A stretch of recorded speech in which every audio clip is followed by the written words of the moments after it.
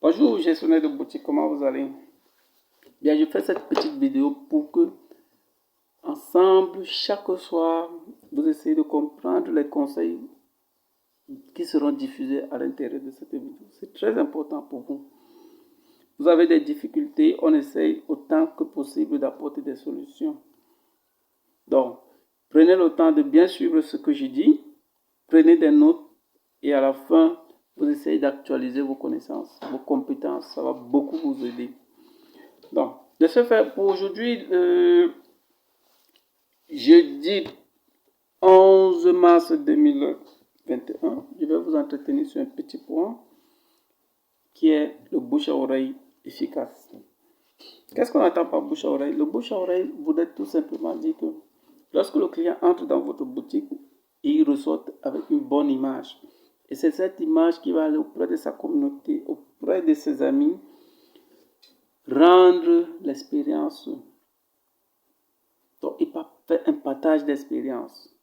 Et l'expérience peut être au niveau de l'accueil qu'il a reçu chez vous, de la qualité de vos produits ou bien de l'utilisation des produits qu'il fait, des produits UPOA. OK? Bien, il faudrait savoir que le bouche à oreille a deux avantages. Le premier, il est crédible.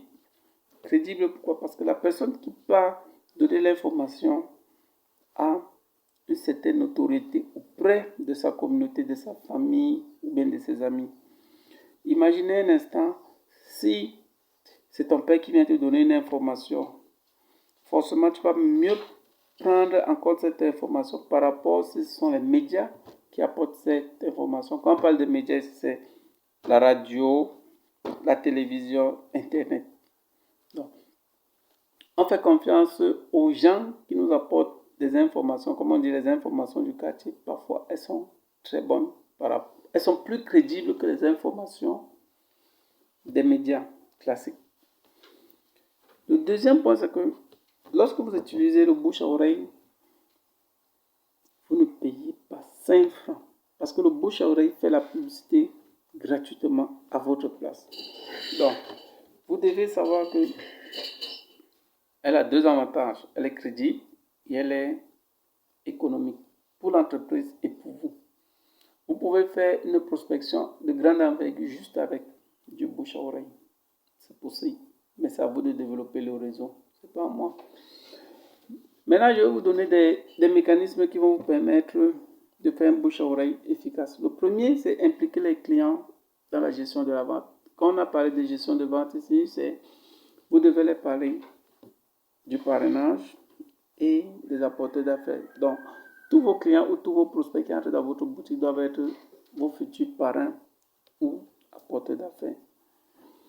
Le deuxième point, c'est inviter les clients satisfaits à témoigner. Lorsque vous êtes en face d'une prospection, vous pouvez évoquer le nom d'une personne qui a utilisé votre produit. Vous pouvez dire, séance tenante, je vais appeler monsieur X, Y, Z, et il va vous dire comment est-ce qu'il utilise son produit. Donc, lorsque un client témoigne de la manière dont il utilise son produit devant un autre prospect, vous voyez, ça donne une crédibilité ça donne une crédibilité sur le produit dont vous vendez. Le troisième point, c'est le partage des anecdotes. Vous devez toujours avoir des petites histoires qui vont toucher l'émotion du client. Et ici, c'est très simple. Quand on parle de l'émotion du client, ça peut être son orgueil personnel, ça peut être sa fierté, ça peut être son honneur. Et les anecdotes, ici, il faut toujours prendre des anecdotes dans le sens de ce que l'utilisation du produit a fait dans la vie d'un client.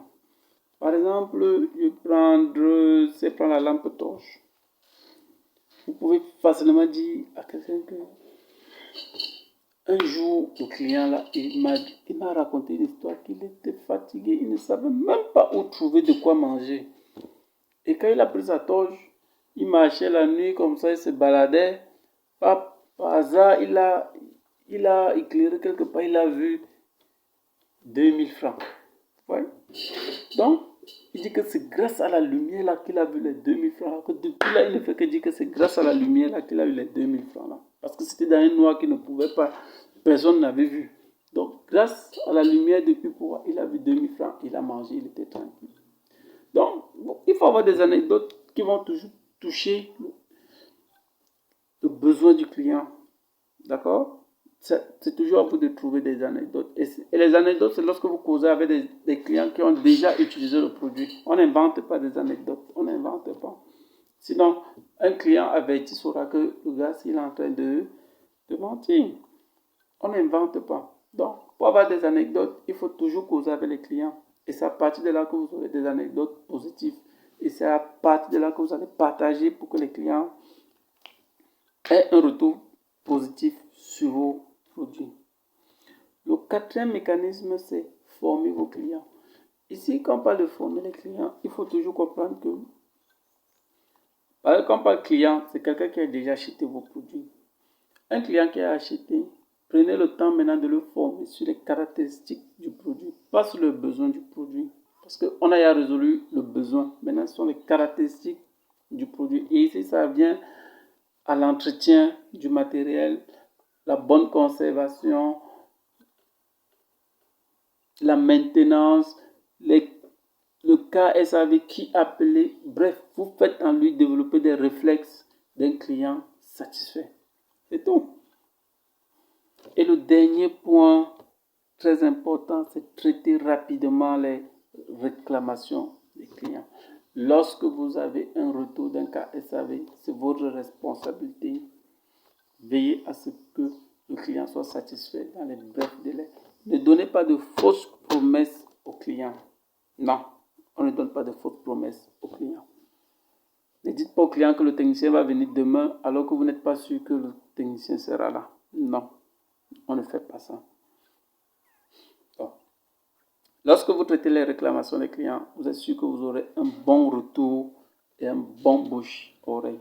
Donc, de résumer, c'est quoi le bouche à oreille? Le bouche à oreille, c'est le fait qu'un client est entré à la boutique, il est ressorti avec une expérience boutique et il a partagé l'information auprès de sa communauté. Et on vous a dit qu'elle a des avantages. Le premier avantage, c'est qu'elle est crédible. Lorsque je suis entré dans une boutique, j'ai eu une bonne expérience, je rentre là, dit au quartier, je vais la dire avec conviction et elle aura une crédibilité parce que tous ceux qui viendront vont expérimenter la même expérience que j'ai eue. Économique parce que toi, tu ne payes même pas 5 francs pour que le client aille faire ta publicité au quartier ou bien dans sa communauté. Les mécanismes, on vous a dit, il y a 5 mécanismes. Impliquer les clients dans la vente, inciter les clients satisfaits à témoigner, partager avec vos clients des anecdotes qui touchent l'émotion, former les clients, les meilleurs clients, il faut les former et enfin, traiter rapidement les réclamations. J'espère que cette vidéo va vous aider dans les ventes. Je vous souhaite bonne chance. Ciao.